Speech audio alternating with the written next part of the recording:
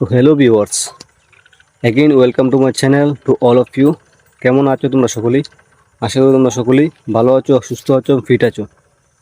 তো ফ্রেন্ডস, এখন আসাম পুলিশের সেকেন্ড লিস্ট নিয়ে আমার যে প্রবলেম আছে, তো আমরা এটা এখনো পর্যন্ত কোনো সলিউশন পাইনি। হাইকোর্ট থেকে কোনো ক্লিয়ারিফিকেশন আসেনি, কোনো নোটিশ দেননি ওনারা। তো এই কেসটা যে হয়েছে, এটি কোনো ছোটো মোটো কেস নয়। এসএলপিআরবির উপর কেস করা হয়েছে, আসাম সরকারের উপর কেস করা হয়েছে। তো প্রসেসিং চলছে, এখনও পর্যন্ত কোনো আপডেট আসেনি। যখনই কোনো আপডেট আসবে আমি আমার ভিডিওর থ্রুতে আমি আপনাদের সকলকে জানানোর চেষ্টা করব, আমি জানিয়ে দেব। তো এখন কথা হলো, এপ্রিলের 6 তারিখ এক্সামটা কি হয়ে যাবে, না পোস্টপোন হবে, না ক্যান্সেল হবে, কি হবে? তো দেখো, এটার তো কেউ সিউরিটি দিতে পারবে না।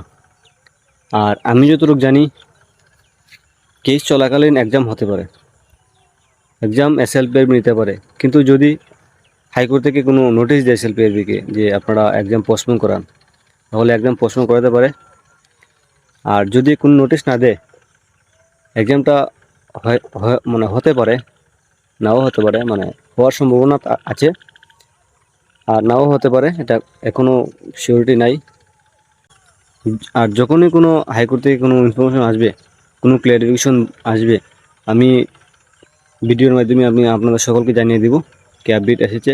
কোনো না কোনো একটা আপডেট আসবে, পজিটিভ হোক নেগেটিভ হোক। আশা করি একটি পজিটিভ ইনফরমেশন আসবে, যাতে যে ক্যান্ডিডেট অল্প কিছু মার্কের জন্য রিটেন পরীক্ষার জন্য কোয়ালিফাই হয়নি, আশা করি আপনারা পারবেন। আর আমার যতটুকু সম্ভব সেকেন্ড লিস্ট আসবে, দেখা যাক কী হয়। তো তো আমার চ্যানেলেতে আপনারা জুড়ে থাকবেন, চ্যানেলটি সাবস্ক্রাইব করে আমার পাশে থাকবেন। কারণ এরকমই আমি আপনাদের জন্য প্রতিনিয়ত নিয়ে আসি। তো আজকে ভিডিও এতটুকু ছিল। তো আবারও একটি ইম্পর্ট্যান্ট আপডেট আমি আপনার জন্য নিয়ে আসবো। তো আজকের জন্য ভিডিওটি এখানে শেষ করছি, দেখা হবে অন্য একটি ভিডিওতে। বাই।